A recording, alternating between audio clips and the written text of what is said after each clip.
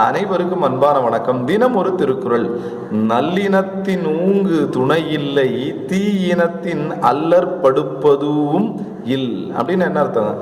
நல்ல இனத்தோடு சேர்ந்தால், நல்ல சுற்றம், நல்ல நண்பர்களோடு, நல்ல உறவினர்களோடு சேர்ந்தால் அதை போன்ற ஒரு துணை, சிறந்ததான ஒரு துணை உலகத்தில் இல்லவே இல்லைங்க.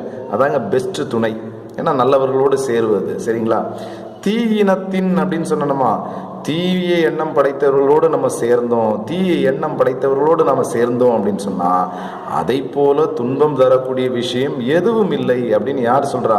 வள்ளுவர் சொல்றாரு. சரிங்களா?